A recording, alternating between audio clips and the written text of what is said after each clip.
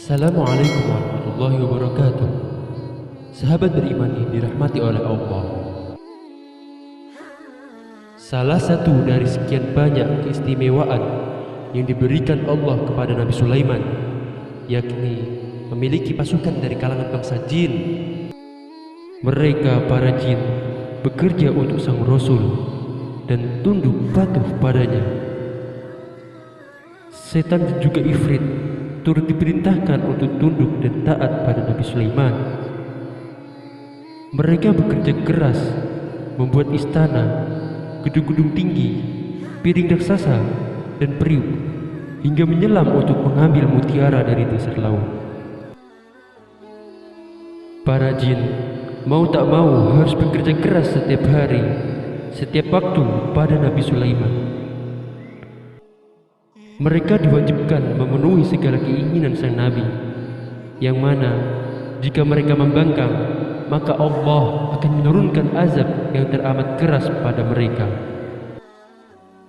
Hingga akhirnya datang pada suatu masa di mana para jin harus kembali terbebas dari belenggu memalukan dan paling menghinakan yang pernah tercatat dalam sejarah mereka ini. Maka dari itu, cerita ini bermula bahwasannya ketika beliau Nabi Sulaiman sedang berada di mihrab Baitul Maqdis, sudah menjadi kebiasaan beliau dalam salah satu ibadahnya, yaitu i'tikaf di mihrab Baitul Maqdis.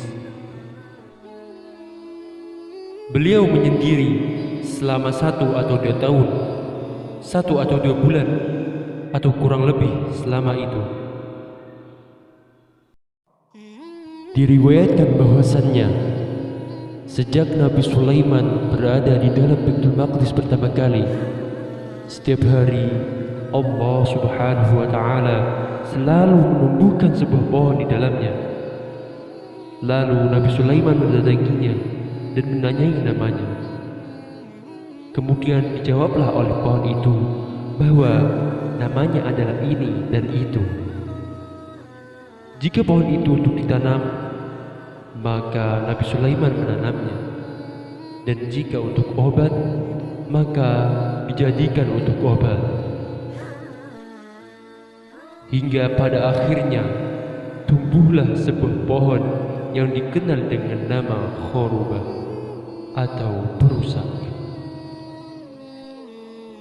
Lalu Nabi Sulaiman menanyainya, "Siapakah namamu?" Pohon itu menjawab,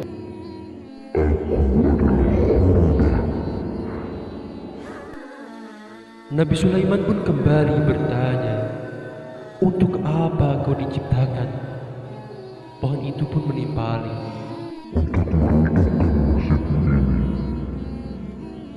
sontak kagetlah Nabi Sulaiman. Tidak mungkin Allah tidak meruntuhkannya sementara aku masih hidup. Berarti kau adalah tanda kematianku dan tanda runtuhnya Baitul Maqdis, ujar sang Nabi. Nabi Sulaiman pun kemudian mencabutnya dan menanamnya di dinding miliknya. Menurut sebagian pengetahuan kami, entah itu thiqah atau tidak, beliau pun berdoa, "Ya Allah, butakan mata jin agar tak tahu menahu tentang kematianku, sehingga manusia menyadari bahwa para jin sama sekali tak tahu menahu perkara gaib." Tak lama kemudian Allah Subhanahu wa Ta'ala mengabulkan doa Nabi Sulaiman. Nabi Sulaiman pun masuk ke dalam mihrab. Di saat berdiri melakukan sholat sembari bertopang pada tongkatnya, di saat itulah Nabi Sulaiman meninggal dunia di dalam mihrabnya. Inna lillahi wa inna ilaihi raji'un. Maka ketika sang Nabi wafat, tubuhnya pun tersangkir tongkat dan terus berdiri. Selama itu pula para jin terus saja mengerjakan pekerjaan berat yang diperintahkan sang utusan Allah.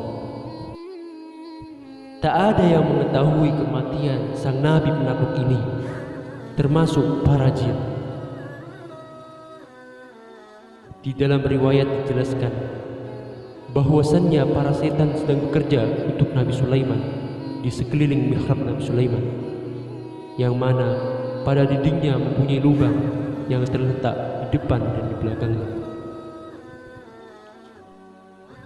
Hingga pada akhirnya ketika ada setan yang hendak kabur ingin mencabut pohon Al-Khurubah, seraya berkata, "Bukankah aku akan menjadi kuat jika menembus tembok ini dan keluar dari sebelahnya?"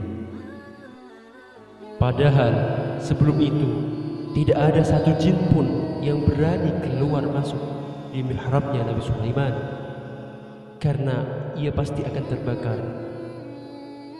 Maka setan itu pun masuk dari sisi tersebut dan keluar dari sisi yang lain. Setan yang berjalan di mihrab itu tidak melihat maupun mendengar suara Nabi Sulaiman alaihissalam yang berada di dalam mihrab, dan juga tidak terbakar. Hingga setan itu kembali berada di Baitul Maqdis, dan kali ini tidak terbakar lagi. Di saat itulah setan itu mendapati bahwasannya Nabi Sulaiman telah jatuh tersungkur dalam keadaan wafat. Setelah itu setan tersebut keluar dan memberitahukan kepada orang-orang bahwa Nabi Sulaiman telah meninggal dunia. Mereka pun membuka pintu dan mengeluarkan Nabi Sulaiman, lalu menemukan tongkat yang menjadi sandaran Nabi Sulaiman telah dimakan oleh rayap, dan mereka tidak mengetahui sejak kapan Nabi Sulaiman telah meninggal dunia. Untuk mengetahui sejak kapan Nabi Sulaiman meninggal, mereka kemudian meletakkan rayap di atas tongkat dan mereka biarkan rayap itu memakannya hari demi hari dengan menahannya tetap dalam keadaan demikian. Akhirnya dari semua itu mereka memperkirakan bahwasannya Nabi Sulaiman telah meninggal dunia sejak 1 tahun yang lalu. Dari sini terbuktilah bahwasannya para jin itu memanglah bodoh dalam perkara gaib. Seandainya mereka tahu perkara gaib, maka pastilah mereka tahu bahwa Nabi Sulaiman telah wafat dan segera pergi meninggalkan pekerjaan berat yang terus membelenggu mereka.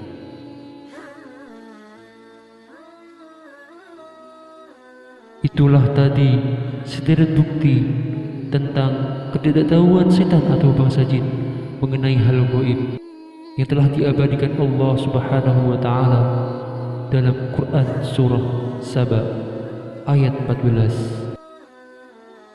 A'udzu billahi minasyaitonir rajim.